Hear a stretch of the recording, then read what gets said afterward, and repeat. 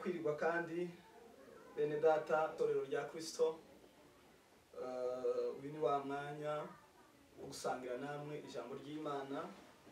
Nongere mbahe ikaze kugira ngo tubashe gusangira ijambo ry'Imana. Imana ibahe umugisha.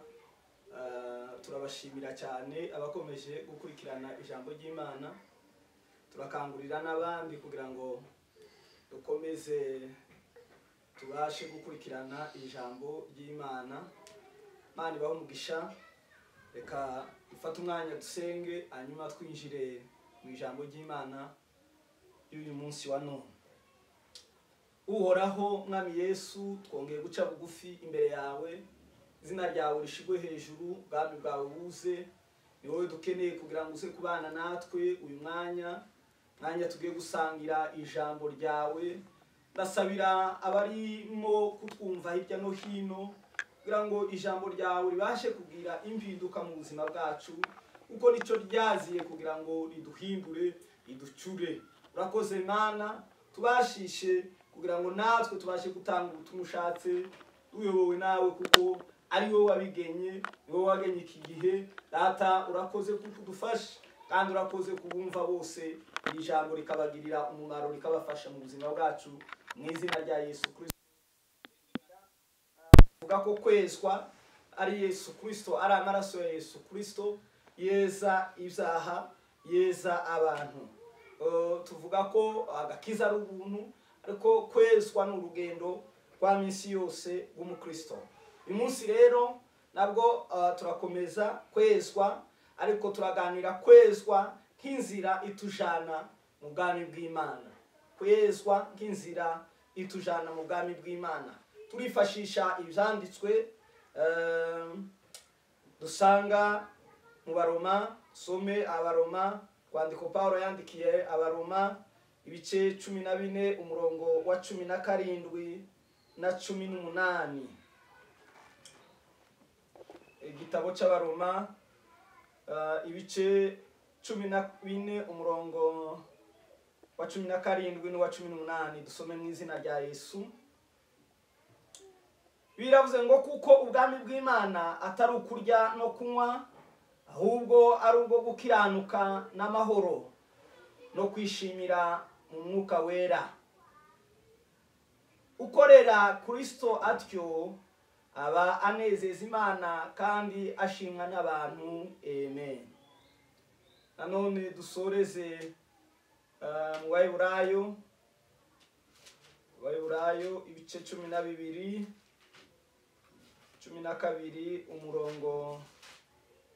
umurongo wa mbere.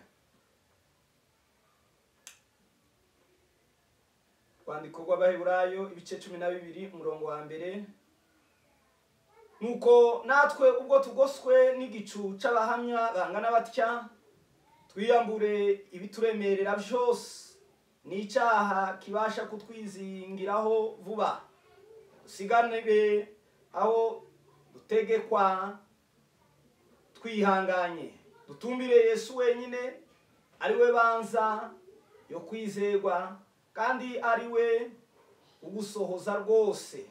Yihanganiye umusaraba kubw'ibyishimo byamushizwe imbere, yita ku isoni zawo, yicara iburyo bw'intebe y'Imana. Amen. Arivuze ngo turaganira kwezwa nk'inzira itujana mu bwami bw'Imana. Ndimo nsoma aya magambo nibajije ibibazo bibiri, hanyuma mbitekerezaho. Ikibazo cya mbere nibajije ko turi abakristo turagana he, ko twabonye agakiza dufite karatujyana hehe. Ikibazo cya kabiri ni ibiki bisabwa, ni ukuvuga ngo nimba turi abakristo, igisubizo ko turaja mu bwami bw'Imana. Hanyuma rero ikibazo cya kabiri ni ibiki bisabwa mu kuja mu bwami bw'Imana. Kuja mu bwami bw'Imana harasabwa iki? Turaza kubireba, ndagenda mbivugaho bike bike. Agakiza dufite twahawe sa kizina, ntabwo agakiza twahawe ari akizina. Twahawe agakiza agakiza katujana mu bwami bw'Imana. Ntabwo twahawe agakiza k'izina gusa ngo twarakijijwe, oya. Yego twarakijijwe, ariko dukizwa dufite iyo turi kuja, iyo turi kwerekeza. Iyo turi kwerekeza ni hehe? Turerekeza mu bwami bw'Imana. Agakiza dufite karatujana mu bwami bw'Imana. Narabivuze ejo bundi, ndavuga ko agakiza n'ubuntu n'impano y'Imana duhererwa muri Kristo Yesu, twahawe na Kristo Yesu. Ariko ubwami bw'Imana ni ukubukorera. Ubwami bw'Imana si ubuntu. Ubwami bw'Imana si ubwo kurya no kunywa gusa, niko Bibiliya yavuze. Ubwami bw'Imana ni ukubukorera. Sema amen.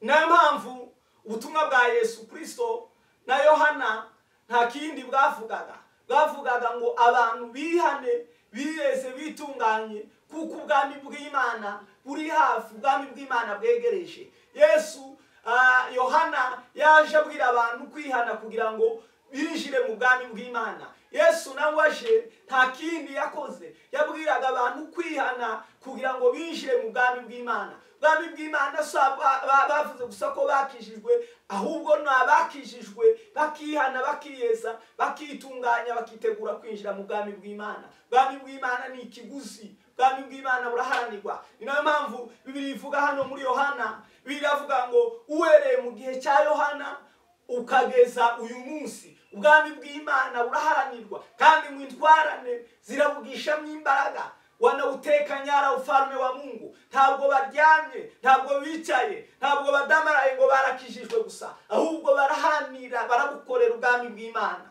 Sema amen. Barakizwa umunsi ku munsi, baragenda bakizwa uko bukeye nuko bwije, baragenda bihana kugira ngo babashe kubona ubwami bw'Imana. Sema amen.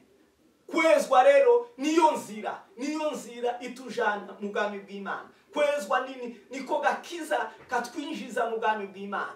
Abatejejwe, Bibiliya yavuze, twarahasomye ejo bundi mu Baroma, ngo kuko umuntu utejejwe atazabasha kureba umwami Imana. Nta muntu utejejwe uzobasha kubona umwami Imana. Uwezwe ni yezwe kugira ngo yinjire mu bwami bw'Imana.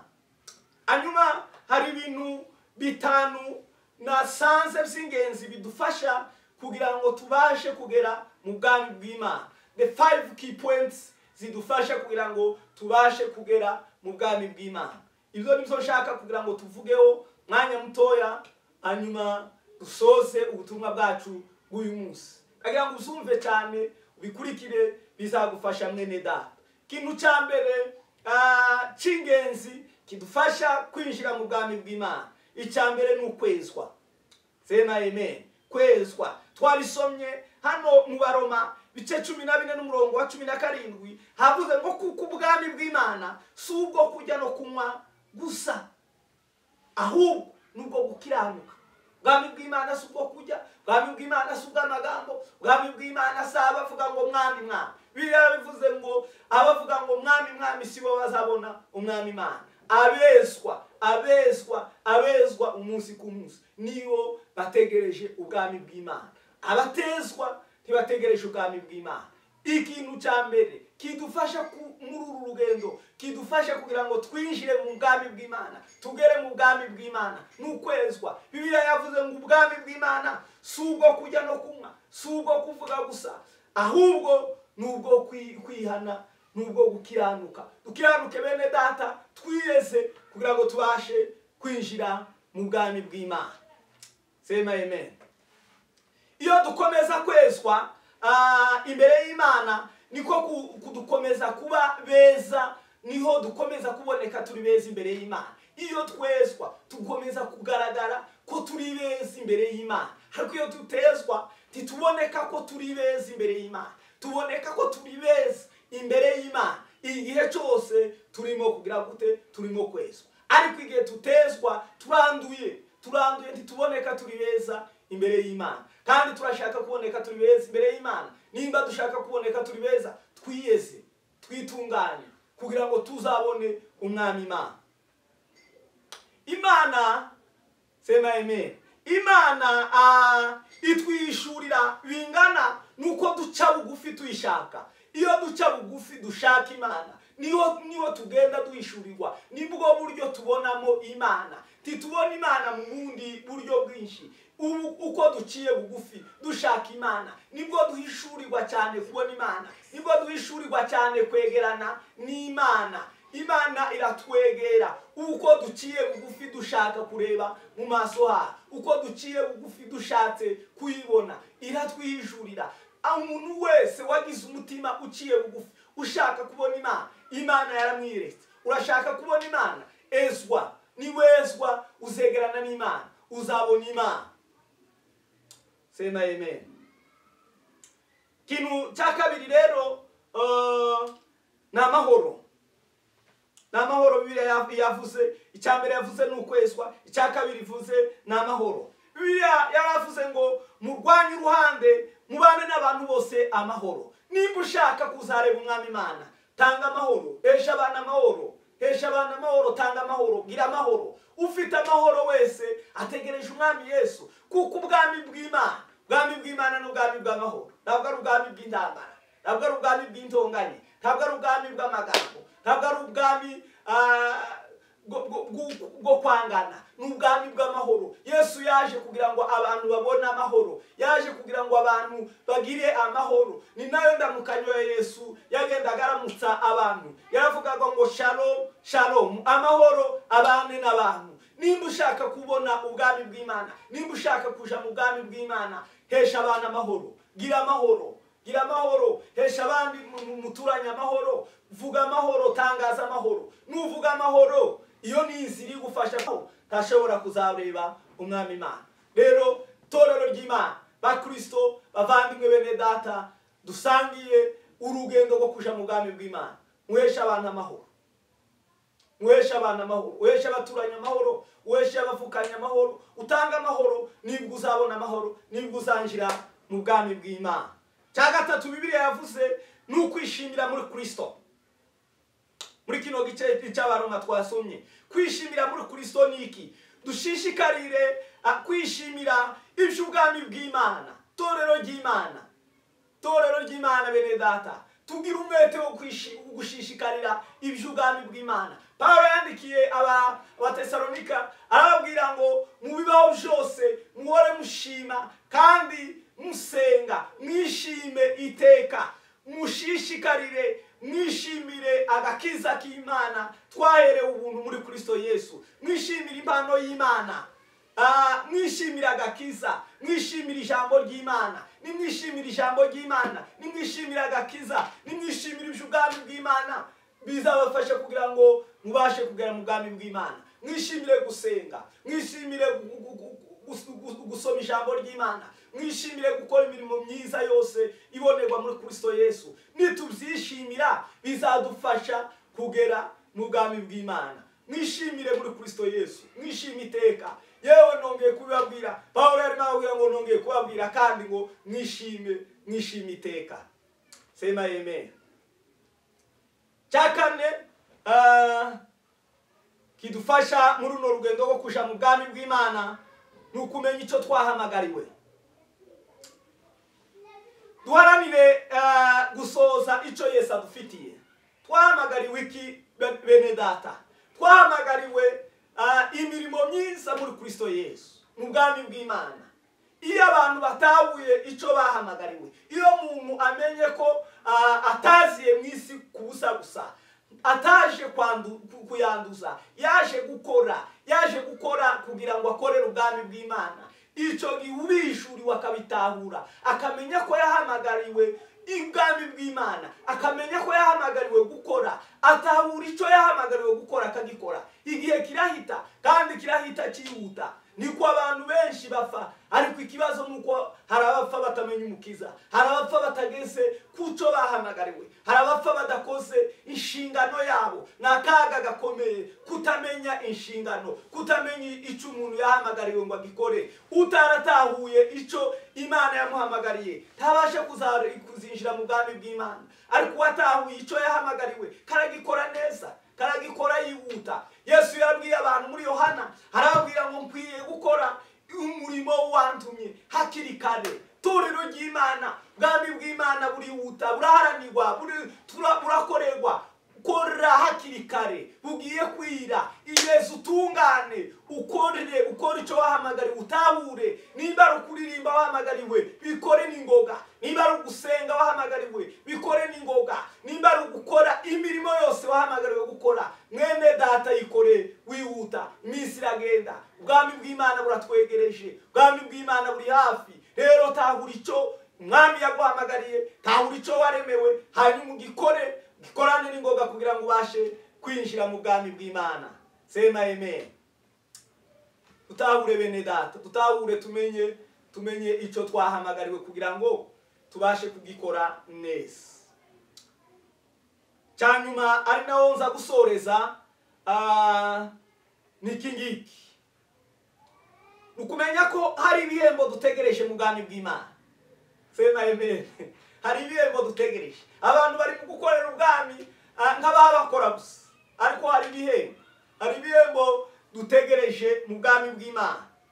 Twe kugurana umurage wacu n'ibyaha. Twe kugurana n'isahani y'ibishimbo. Twe kugurana agakiza twaherewe ubuntu muri Kristo Yesu. Ngo tukagurane ikintu gitoya, tukagurane kwiba amafaranga, tukagurane gusambana by'umwanya mutoya bigashira, tukagurane kubesha biragatsindwa kuzabura ijuru kubera isahani y'ibishimbo. Mwene data yaguranye umurage we Sawuli awugurana na Yakobo awuguranisha ibishimbo arabubura ubukuru bwiwe burashira. Natwe kino gihe abantu baragenda baguranisha agakiza k'ubuntu twahawe n'utuntu dutoya tudafatika, agakiza bakakabura, agakiza kagatakara, biragatsindwa twe gutagakiza kubw'impamvu ntoya. Tumenye ko hari ibihembo mu bwami bw'Imana.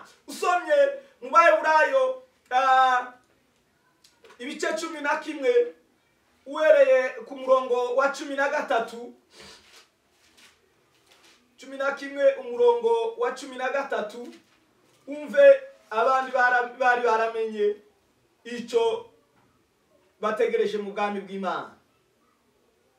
Bihavuze ngo bose bapfuye bakizeye batarahabwa ibyasezeranije, ahubwo babiroraga biri kure cyane bakabyishimira bakavuga ko ari abashitsi n'abimukira mu isi.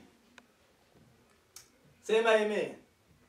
Abantu bafite ubwami bw'Imana iby'isi barabibonamo nk'abashitsi, barabyibonamo nk'abashitsi, ntibibatwara umwanya. Tugomba kumenya ko turi abashitsi, turi n'abimukira muri buno bwami bw'isi, muri buno bwami bwa Satani. Ubwami bw'Imana turabutegereje mu ijuru. Tugomba gukora nk'abantu bari mu ngando bafashe igihe gitoya hano ku isi. Niyo mpamvu mu Kristo ari maja mu bwami yageze mu isoko y'imburamumaro ngo ashaka icyo kugura arakibura.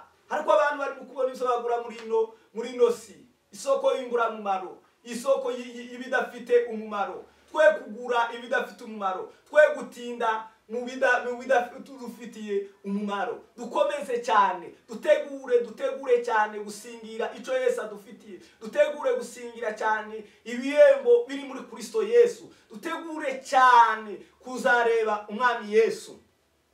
Pawulo yarabivuze muri Timoteyo wa kabiri ibice 4 n'umurongo wa 7. Sema amen.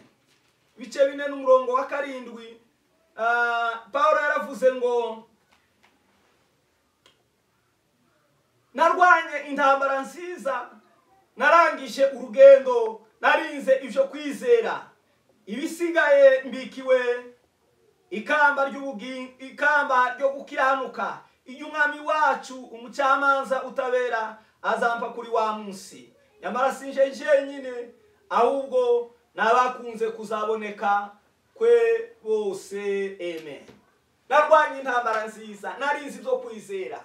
Mwene data mu Kristo muvandimwe, rwanya intambara nziza, rwana intambara yo kwezwa, rwana intambara y'agakiza, yo gukomera ku gakiza. Utegereze ibihembo biri muri Kristo Yesu, utegereze kuzasingira icyo Yesu agufitiye. Icyo Yesu adufitiye ni cy'agaciro, kiraruta bino. Ibihembo dutegereje mu bwami bw'Imana biraruta bino tugenda tubona muri buno buzima, biraruta bino tugenda tuguranisha ibi by'agaciro dufite. Rero ngera ku musozo, tuzakomerezaho. Reka nkubwire iki kintu mwene data, dushaka kuja mu bwami bw'Imana.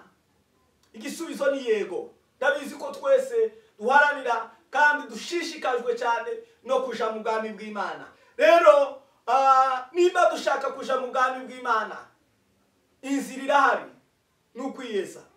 Twiyeze, ijambo ry'Imana yavuze ngo twiyeze, twiyambure ibituremerereye byose n'icyaha cyangwa n'igicumuro bitwizingiraho vuba. Niba dushaka guharanira, niba dushaka kuja kwinjira mu bwami bw'Imana, torero ry'Imana, nitwiyeze, nitwiyambureho icyaha, nitwikureho ibicumuro, nitwitandukanye n'ibitwizingiraho vuba by'uburyo bumwe n'ubundi. Hanyuma niturangiza kubyikuraho, dusiganirwe aho dutegereje kuja.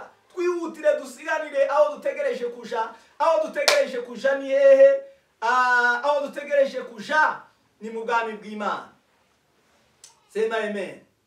Twihanganye dutumbire Yesu wenyine, dutumbire Yesu wenyine. Yesu niwe nzira kandi niwe kuri, niwe bugingo, niwe ujana abantu mu bwami bw'Imana.